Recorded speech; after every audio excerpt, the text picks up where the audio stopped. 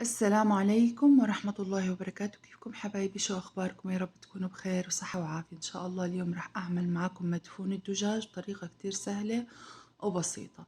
بالبداية راح نجيب كبة، راح نحط فيها حبة بصلة ومعلقة كبيرة من الصلصة وبهارات مشكلة وبهارات دجاج وبابريكا وفلفل أسود ومعلقة كبيرة من الخل وملح ومكعب مرق ماجي وشوية زيت، وراح نخلطهم كتير منيح.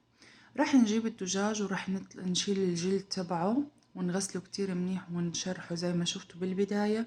بعدين بنضيف التتبيلة كاملة على الدجاج وبنتركها إما ساعتين أو ليلة كاملة زي ما بدكم.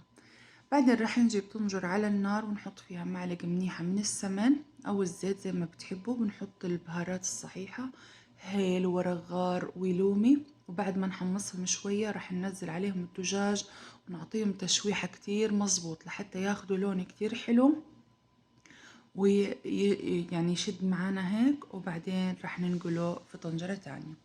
طيب، في قدر الضغط، ولازم تكون طنجرة ضغط يا جماعة، راح نحط معلقة صغيرة من السمن ونحط شرايح بندورة، شرايح بطاطس، شرايح فلفل رومي، وشرايح كمان من البصل، وكمان قرنين فلفل أخضر حد. وبعدين راح نجيب الدجاج اللي احنا حمرناه، شايفين لونه ما أحلاه، وراح نحطهم فوقيه ونحط بواقي التتبيلة ونزيد نص كوب من المي. تمام. بعدين راح نتركهم لحتى يستووا تماما على مدة تقريبا 15 دقيقة. وبعد هيك راح نجيب قدر على النار وراح نحط معلقة سمن وهيل ونشوحهم، بعدين نضيف عليهم الرز والملح لحد ما يستويوا معانا 3/4 استوى. شايفين يا جماعة؟ فتحت القدر، جيت أحط الرز لقيت المية كتير فرفعت المي، تمام، شلتها وبعدين نزلت الرز وحطيت عليه صفار الزعفران وضغطته كمان 10 دقايق.